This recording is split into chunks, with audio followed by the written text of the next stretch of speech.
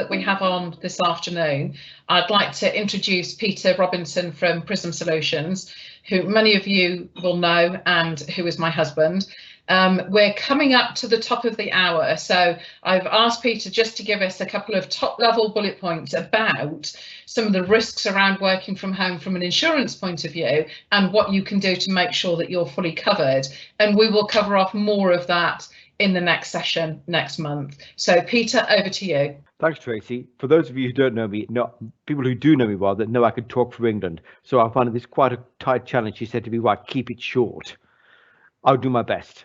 Right, okay. Firstly, you got to understand, when you're working from home, there is a difference between an employer's responsibilities and employees' responsibilities. Because a piece of kit belongs to the employer, it doesn't mean that the employee has any insurable interest in it. Because we've had loads of our clients say, oh, they'll take their kit home with them, it's insured under their household policy. No. Why would a computer belonging to Prizm Solutions be insured under Peter Robinson's own home insurance policy? It's not insured. Simple as. So if you go have a piece of kit belonging to your company at the employee's home, just make sure it is covered at multiple locations. Now, this might mean you've got a normal office insurance policy or factory or business insurance policy, and maybe you haven't got as much assets at that location anymore. Well, fine, just reduce the cover down there and make the cover floating across the UK wide. That seems a sensible thing to me, and also reflects more adequately the risk. The insurance companies would often take into account the premium. Yes, it might go up, yes, it might go down, but the important thing is you've got cover where you need it for your assets at other people's locations. The other thing I'll quickly say before my time runs out is Pornhub. Yes, I've got 1 or 2 quizzical looks from the guests and a thumbs up from Phil Watson, for those of you who can't see him. Pornhub, the joke I often mean is the fact that you do not know what your employees are doing at home. While they're in the office, you keep a bloody good eye on them to make sure they're not doing what they shouldn't be doing. But when they're at home, how do you know they're working all the time on your kit? You don't. So this is why cyber insurance is critical. What we used to say about car insurance was the problem with the cars was the nut behind the wheel. Exactly the same applies to computers. It's the nut using the keyboard, and they can be trained as well as they'd like. But if the idiot there is actually downloading, whatever you want to describe it, Phil, you're more an expert on this sort of thing than I am, downloading sort of stuff he shouldn't be downloading onto a works machine.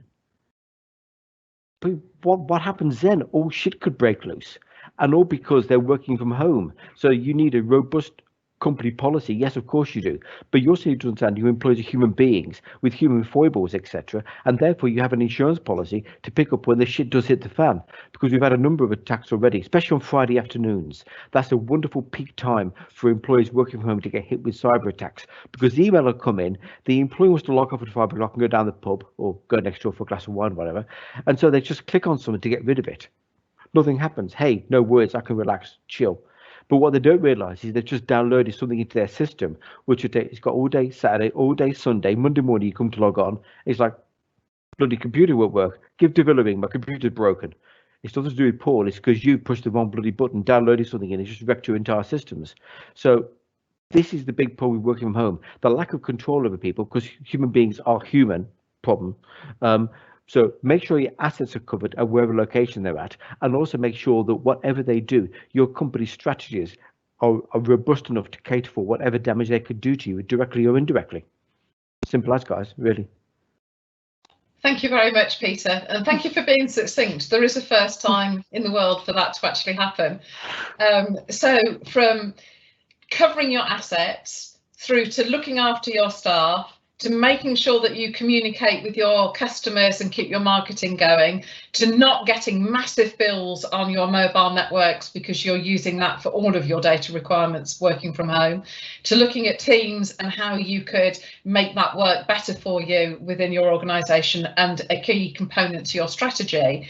I think we've covered quite a lot this afternoon, so thank you all very, very much for coming on and attending and viewing our last resort support this October.